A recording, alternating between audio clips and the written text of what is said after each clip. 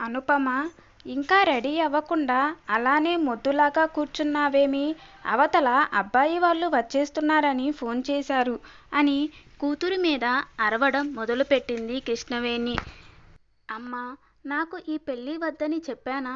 నాకు ఇప్పుడిప్పుడే పెళ్లి చేసుకోవాలని లేదమ్మా. అయినా ఇంత చిన్న వయసులో పెళ్లి చేస్తే గవర్నమెంట్ ఒప్పుకోదమ్మా. అమ్మవని ఆలోచిస్తున్నాను కానీ లేదంటే నీ మీద పోలీస్ కేసు పెట్టేదాన్ని అని అంది అనుపమ కోపంగా. అంతలేదే, నువ్వు కేసు పెట్టంది అమ్మ మీద ప్రేమతోనో గౌరవంతోనో కాదు. రేపు నన్ను పోలీసులు పట్టుకపోతే నీకు వండి పెట్టేవాళ్ళు లేరని భయపడి ఆగావని నాకు తెలుసులే. అయినా నువ్వు కేసు పెట్టినా వాళ్ళు వచ్చి పొడిచేదేం లేదులే. తమరికి 18 సంవత్సరాలు నిండి 19 రాబోతుంది. 18 ఏళ్ళకి పెళ్లి చెయ్యొచ్చు అని గవర్నమెంటే చెప్పాక ఇంకా నాకేం భయం అని అంది కృష్ణవేణి కూతురి వైపు చూసి. అమ్మా, ఇన్ని మాటలు చెబుతున్నావు కానీ పెళ్లి చేయడం మాత్రం ఆపనంటావు అంతేగా అంది అనుపమ కోపంగా.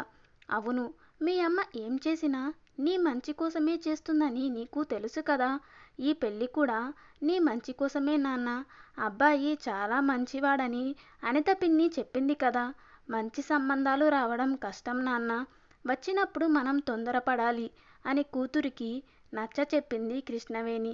తల్లితో ఉన్న చనువుతో అన్నీ షేర్ చేసుకునే అనుపమ మొహమంతా కోపంగా పెట్టుకొని, నా ఏజ్ వాళ్ళంతా హాయిగా కాలేజీకి వెళ్ళి బాయ్ ఫ్రెండ్స్ని మెయింటైన్ చేస్తుంటే నేనేమో అప్పలమ్మలా పెళ్లి చేసుకుని ఇంకో ఏడాదికి పిల్లల్ని కని నీలాగే వాళ్ళకి 18 ఏళ్ళు లేదా 19 ఏళ్ళు రాగానే పెళ్లి చేసి పంపించి 37, 38 ఏళ్లకే అన్నీ అయిపోయి కృష్ణ రామ అనుకుంటూ భజన చేసుకుంటాలే. ఇంకా నా ముఖానికి ప్రేమంటే తెలిసే అదృష్టమే లేకుండా చేశావు కదమ్మా. ఆ ఫీల్ని ఒక్కసారి కూడా అనుభవించలేదు. నాన్న ఉంటే నాకు ఇంత అన్యాయం చేసేవాడు కాదు అని అంది బాధగా. అలా అని నిన్ను లవ్ చేయమని ఎంకరేజ్ కూడా చేసేవాడు కాదులే. ప్రేమ అనేది ఎప్పుడైనా రావచ్చు. పెళ్లి చేసుకుని తీరిగ్గా మీ ఆయన్ని ప్రేమించు. నిన్నెవరు వద్దన్నారు అని అంది కృష్ణవేణి. వేవే అని వెక్కిరిస్తూ, ఆయన్ని ప్రేమించాలంట. వాడిని ఎందుకు ప్రేమించాలి? నేను ప్రేమించను. ఐ హేట్ హిమ్ అని తిట్టుకొని పెళ్ళి వద్దని ఎన్నిసార్లు చెప్పినా వినిపించుకోకుండా పెళ్ళివారికి కబురు పంపించిన అమ్మని చూస్తే వచ్చే కోపం కన్నా అనిత ఆంటీ మీద వస్తున్న కోపం అంతా ఇంతా కాదు. లోకంలో ఇంకా మంచి వాళ్ళే లేరన్నట్లు ఈయనగారే ఈ శతాబ్దపు ఆఖరి ఉత్తమ పురుషుడు అయినట్లు బిల్డప్ ఇచ్చి అమ్మ బ్రెయిన్ని వాష్ చేసేసింది అని అనితని మనసులో తిట్టుకుంటుంది అనుపమ. ఇష్టం లేకపోయినా తప్పదు అన్నట్లు రెడీ అయి వచ్చిన వాళ్ళకి కాఫీలు తీసుకువెళ్ళి ఇచ్చింది అనుపమ. వాట్సాప్లో అమ్మ అతని పిక్ చూపించింది కానీ పెళ్ళంటే ఇష్టం లేక పిక్ కూడా చూడలేదు. పెళ్లి చూపులకు ఇంతమంది వచ్చారేంటి బాబోయ్! దీనికి ఇంతమంది వస్తే రేపు పెళ్ళికి వాళ్ళ ఊరితో పాటు చుట్టుపక్కల ఊళ్ళ వాళ్ళని కూడా తీసుకొస్తారేమో అని మనసులో అనుకొని, ఇంతకీ ఈ బ్యాచ్లో పెళ్లి కొడుకు ఎవరో అనుకొని, హా, ఎవడైతే మనకేంటిలే, ఇష్టం లేని పెళ్ళికి మేళం ఎందుకు, దండగా అని పెళ్లిలో తాళి కట్టేటప్పుడు తెలుస్తుంది కదా, అప్పుడు చూడొచ్చులే అని అనుకుని అక్కడే కూర్చుంది అనుపమ. ఇంతలో పెళ్లి కొడుకు మేనత్త ఇంటి పని వచ్చా, వంట వచ్చా, నా బొంద వచ్చా అని కాసేపు నానా ప్రశ్నలు వేసి తరువాత కట్న కానుకల్లోకి వచ్చారు. కానీ వాళ్ళు కట్నం ఇవ్వమని అడగలేదు. అయినా కృష్ణవేణి ముందుగానే ఉన్న ఆస్తిపాస్తుల గురించి చెప్పి, ఉన్న ఆస్తి ఇద్దరి పిల్లలకు చెరి సమానం అని చెప్పింది. మా వారికి ఆడపిల్ల మగపిల్లాడు అని తేడా లేదు. ఆయన ఉన్నప్పుడు ఇద్దరిని అలాగే చూసుకున్నారు. ఆయన లేకపోయినా నేను కూడా ఆయనకు నచ్చినట్లుగానే అన్నీ చేశాను. ఇప్పుడు కూడా అబ్బాయికి అమ్మాయికి సమానంగానే అన్నీ ఇస్తాను అని చెప్పగానే, మీ ఇష్టం చెల్లెమ్మ, మీ అమ్మాయికి మీరు ఏం పెట్టుకుంటారో పెట్టుకోండి, మేము ఏమీ అడగము, మాకు పిల్లని ఇస్తే చాలు అని అన్నాడు ప్రేమ్ వాళ్ళ నాన్న. అంటే అనుపమకి కాబోయే మామగారు. అనుపమ అత్తగారు సరళగారైతే అసలు పెళ్లి సంబంధం తన కొడుకుకే అన్న విషయం మర్చిపోయినట్లు సైలెంట్గా కూర్చొని ఉన్నారు. ఆవిడ కన్నా ఆవిడ ఆడపడుచుల హడావిడే ఎక్కువ అయింది. అది చూసిన అనుపమ ఏంటి నాకీ టార్చర్ అన్నట్లు తల్లి వైపు వింతగా చూసింది. ఏం మాట్లాడొద్దు అన్నట్లు కూతురికి సైగ చేసింది కృష్ణవేణి. అది చూసి కోపంగా మొహం తిప్పుకున్న అనుపమని గమనించాడు ప్రేమ్. అనుపమ కొంచెం మొండిఘటం అని ప్రేమ్కి అప్పుడే అర్థమైనా సైలెంట్గా ఉన్నాడు. సంబంధం ఖాయమయ్యి అప్పుడే పసుపు కుంకుమతో పాటు పట్టుచీర పెట్టి త్వరలోనే మంచి ముహూర్తం చూసి ఎంగేజ్మెంట్ పెళ్లి డేట్లు ఫిక్స్ చేసుకుందాం అనుకున్నారు. పెళ్లి కుదిర్చిన అనిత మధ్యలో ఉండి అన్నీ మాట్లాడుతుంది. అనిత కృష్ణవేణికి బాబాయ్ కూతురు, అంటే చెల్లెలు వరుస. అనుపమకి పిన్ని అవుతుంది. కానీ ఆంటీ అని పిలిచి ఆట పట్టిస్తూ ఉంటుంది. ఇద్దరి పేరు బలాలు కుదరడంతో ఎంగేజ్మెంట్ పెళ్ళి వెంటనే అయిపోయాయి. ప్రేమ్ వాళ్ళు ఇద్దరు మగపిల్లలే. ప్రేమ్ హైదరాబాదులో సాఫ్ట్వేర్ జాబ్ చేస్తున్నాడు. ఇక్కడి సాంప్రదాయాలు అన్నీ పూర్తయ్యాక వెళ్ళి ఫ్లాట్ తీసుకుని అనుపమని తీసుకెళ్ళాలి అనుకున్నాడు. ఈ రోజుల్లో పెళ్ళి కుదరగానే ఒకరి నెంబర్లు ఒకరు తీసుకుని రోజు గంటల తరబడి మాట్లాడుకోవడం లాంటివి ఇక్కడ ఏమీ జరగలేదు. ప్రేమ్ అసలు అనుపమతో మాట్లాడిందే లేదు. ఇంకా నెంబర్ అంటే దాని గురించి మర్చిపోవడమే. పెళ్ళయి అప్పగింతలు పూర్తయి మొట్టమొదటిసారిగా అత్తగారింట్లోకి అడుగుపెట్టింది అనుపమ. పెళ్ళికి వచ్చిన బంధువులతో ఇల్లంతా సందడి సందడిగా ఉంది. ఆ సందడిలో ఈ పెళ్ళి తనకు ఇష్టం లేదు అన్న మాట మరిచిపోయింది అనుపమ. సత్యనారాయణ వ్రతం అయిపోయిన తర్వాత భోజనాలు చేసి బంధువులు ఒక్కొక్కరు వెళ్ళిపోవడం స్టార్ట్ చేశారు. మరుసటి రోజుకి దాదాపు ఇల్లంతా ఖాళీ అయిపోయింది. అక్కని బావని తీసుకువెళ్ళడానికి వచ్చాడు రితేష్. పెళ్ళైన దగ్గర 36 గంటలు పైనే అయినా ఇంతవరకు ప్రేమ్ అనుపమతో ఒక్క మాట కూడా మాట్లాడలేదు. రితేష్ వాళ్ళని తీసుకువెళ్ళిన తర్వాత అనిత మంచి ముహూర్తం ఉందని శోభనానికి ఏర్పాట్లు చేయించింది. రాత్రికి అనుపమని రెడీ చేసి గదిలోకి పంపించారు. లోపలికి వెళ్లే ముందు అనుపమ తనకి ఈ పెళ్ళి ఇష్టం లేదని ప్రేమ్కి చెప్పేయాలి అని డిసైడ్ అయ్యింది. అతను అర్థం చేసుకోకుండా ఏమన్నా చేసినా కళ్ళు మూసుకొని భరించాలి అనుకుని అయిష్టంగానే లోపలికి వెళ్ళింది. ఫోన్ చూస్తూ కూర్చున్న ప్రేమ్ అనుపమ రావడం గమనించి ఒకసారి తల పైకెత్తి చూసి మళ్ళీ తల వంచుకొని ఫోన్ ఆఫ్ చేసి పక్కన పెట్టేశాడు. ఎంత ఇష్టం లేకుండా చేసుకున్నా ఇలా ఒక అబ్బాయి గదిలోకి, అది ఇంతవరకు పరిచయం లేని తన దగ్గరికి ఒంటరిగా రావడం చాలా ఇబ్బందిగా అనిపించింది. తను ఇబ్బంది పడుతుంది అని గమనించాడేమో. తనే లేచి వెళ్ళి డోర్ లాక్ చేసి వచ్చాడు. అనుపమ చేతిలో గ్లాస్ ప్రేమ్కి ఇచ్చి అతను ఆ గ్లాస్ తీసుకున్నాడు. గదిలోకి రాకముందు అతనికి ఏవేవో కండిషన్స్ పెట్టాలి అని బాగా ప్రిపేర్ అయింది. కానీ ప్రేమ్ యాటిట్యూడ్ ముందు అవేం పనికి రాలేదు. నాతో ఏమన్నా మాట్లాడాలా అని సూటిగా అడిగాడు ప్రేమ్.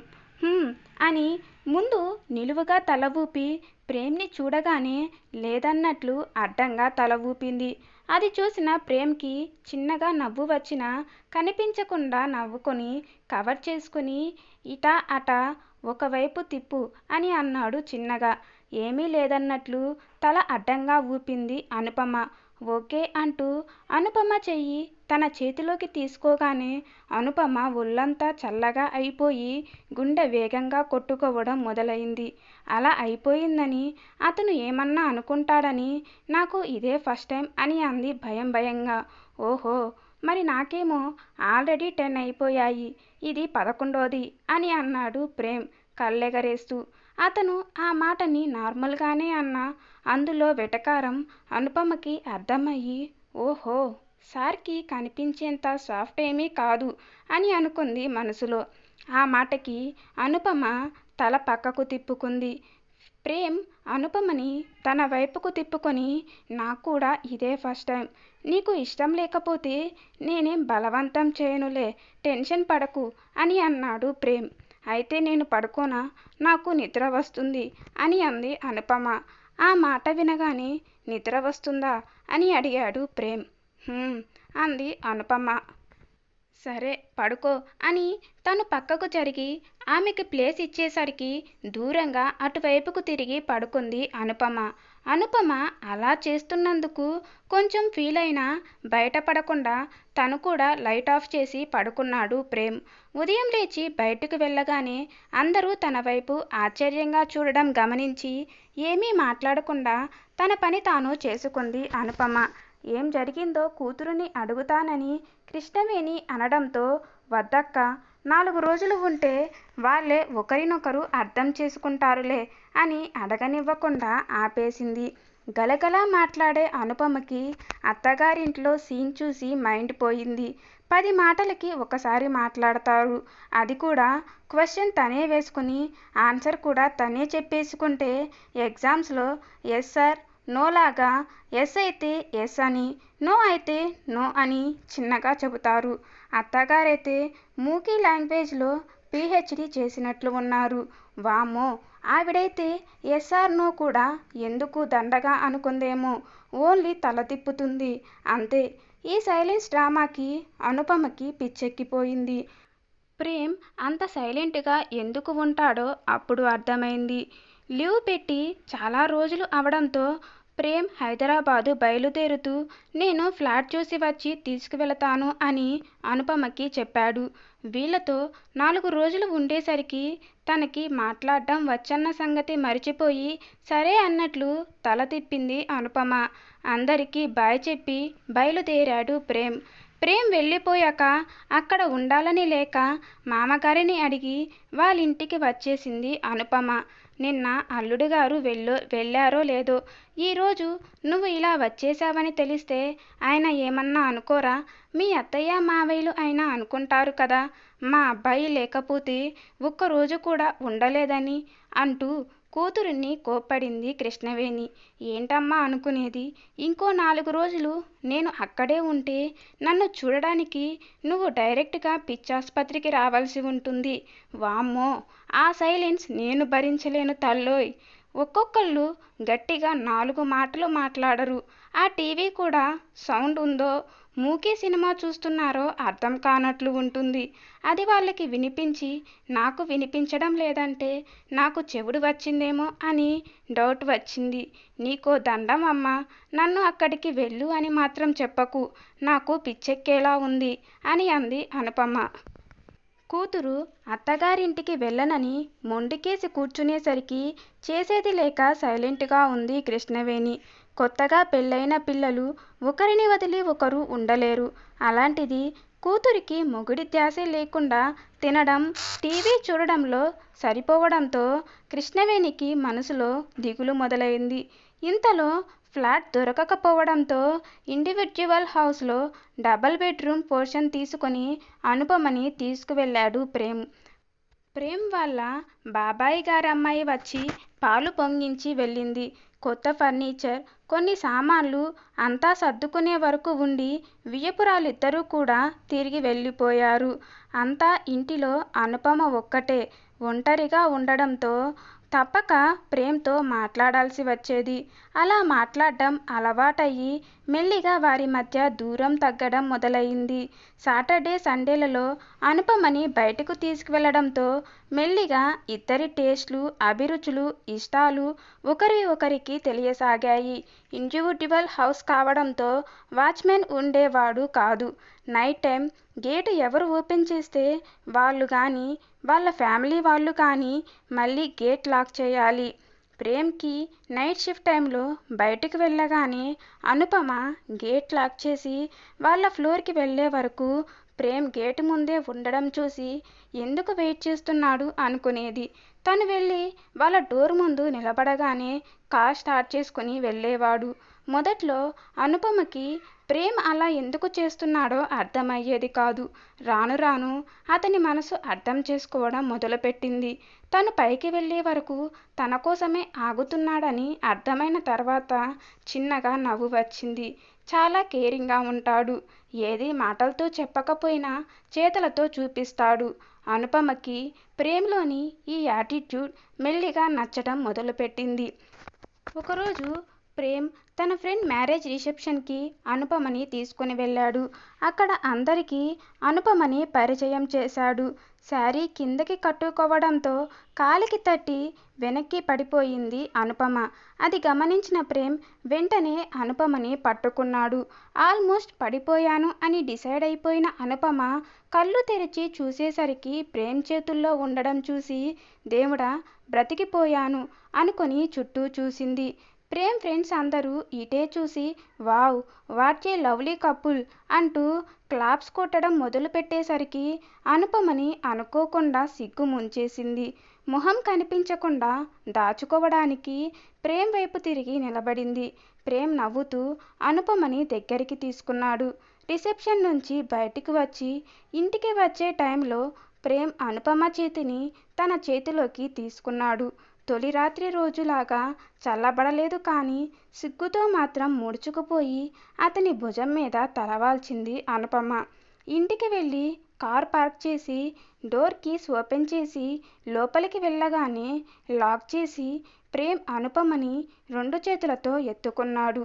ప్రేమ్ సడన్గా అలా ఎత్తుకుంటాడని ఊహించని అనుపమ ప్రేమ్ వైపు చూసి సిగ్గుతో తల పక్కకు తిప్పుకుంది.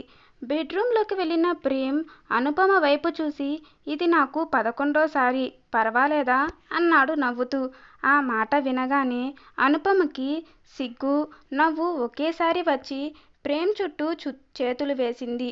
ప్రేమ్ నవ్వుతూ అనుపమని కౌగలించుకొని పెళ్లి చూపుల రోజు నిన్ను నీ యాటిట్యూడ్ని చూసి ఈ పెంకి పిల్లని ఎలా హ్యాండిల్ చేయాలి దేవుడా అనుకున్నాను. పర్వాలేదు దేవి గారు త్వరగానే కరుణించారు అని అన్నాడు ప్రేమ్. త్వరగా ఎక్కడ 6 నెలలు అయిపోయిందిగా అని అంది అనుపమ నవ్వుతూ. హా ఈ 6 నెలలు నన్ను దూరం పెట్టినందుకు పనిష్మెంట్ ఏమిటో తెలుసా? ఇప్పుడు చెప్పను రేపు చెబుతాను. ఇంకా మాటలతో టైం వేస్ట్ చేయడం నాకు ఇష్టం లేదు అంటూ అనుపమని చుట్టేశాడు ప్రేమ్. అయ్యో గోల్డ్ తీయనివ్వండి ప్రేమ్ అని అంది అనుపమ నవ్వుతూ. రేపు తీసుకోవచ్చులే ఉండనివ్వు అన్నాడు ప్రేమ్. పాడైపోతాయి ప్రేమ్ అనగానే మెల్లిగా మెడలో ఉన్న హారం తీస్తా మెడ మీద ముద్దు పెట్టాడు ప్రేమ్. చాలా రోజుల ఎదురుచూపుల ఫలితం దక్కిందేమో. ఆ అవకాశాన్ని అస్సలు వదలకుండా అనుపమని దగ్గరకు తీసుకున్నాడు. ఆ రోజు నుంచి వారిద్దరి మధ్య రాత్రుళ్ళు దూరం అనే మాటకు తావు లేకుండా పోయింది. ప్రేమ్ ప్రేమతో అనుపమ ఎంతలా మునిగిపోయిందంటే కృష్ణవేణి పండుగకు పిలిచినా మా ఆయనకి లీవ్ లేదు నేను రాలేను అని ఖచ్చితంగా చెప్పేసింది. అది విన్న కృష్ణవేణి దీని దుంపతెగ. ముందేమో కాపురానికి వెళ్ళామంటే వెళ్ళనని గొడవ చేసింది. ఇప్పుడేమో మా ఆయనకి లీవ్ లేదు రానంటుంది. ఈ ఆడపిల్లలు అంతేనమ్మా. పెళ్ళంటే వద్దు వద్దు అంటారు. పెళ్ళయ్యాక మా ఆయన అంటారు అని అనుకుని మనసులో నవ్వుకుంది. ప్రేమించి పెళ్లి చేసుకోలేకపోయానే అని బాధపడింది. ప్రేమంటే ఏమిటో తెలియకుండానే తన లైఫ్ అయిపోయింది అనుకున్న అనుపమకి అసలు ప్రేమంటే ఏమిటో ప్రేమ్ని చూశాక అర్థమైంది. ఎక్కువ మాట్లాడకపోయినా తన ప్రేమని చేసే పనుల్లో స్పష్టంగా చూపిస్తాడు. అతని కేరింగ్ ఆప్యాయత అన్నీ చూసిన తరువాత అనుపమ మనసులో ఇది కదా లవ్ అనుకుంది. అప్పుడు అమ్మ మాట వినకుండా ఈ పెళ్లి చేసుకోకపోయుంటే ఇంతగా ప్రేమించే మనిషిని దూరం చేసుకునేదాన్నిగా. థ్యాంక్ యూ అమ్మా థ్యాంక్ యూ సో మచ్ అని అనుకుని ఇంతకంటే ఎక్కువగా తనని ఎవరూ ప్రేమించలేరని అర్థం చేసుకొని ప్రేముని ముద్దుల్లో ముంచేస్తూ పెళ్లి తర్వాత భార్యను కూడా బాగా ప్రేమించొచ్చు అని ప్రూఫ్ చేశావు బంగారం అని అంటూ ప్రేమ్ మెడ చుట్టూ చేతులు వేసి ప్రేమగా చూసింది అనుపమ. పెళ్లి తర్వాత భార్య భర్తని అర్థం చేసుకొని కలిసి బ్రతకటంలోనే అసలైన ప్రేమ దాగి ఉంటుంది బంగారం అంటూ అనుపమ రెండు బుగ్గలు గట్టిగా లాగాడు ప్రేమ్. అక్కడి నుంచి వాళ్ళిద్దరి దాంపత్య జీవితం చాలా సంతోషంగా సాగిపోయింది. ఫ్రెండ్స్, మీకు ఈ స్టోరీ నచ్చితే తప్పకుండా సబ్స్క్రైబ్ చేసి పక్కనే ఉన్న బెల్ ఐకాన్పై ప్రెస్ చేయండి. అలాగే ఈ స్టోరీ ఎలా అనిపించిందో లైక్ చేసి కామెంట్ చేయండి. Thank you for watching.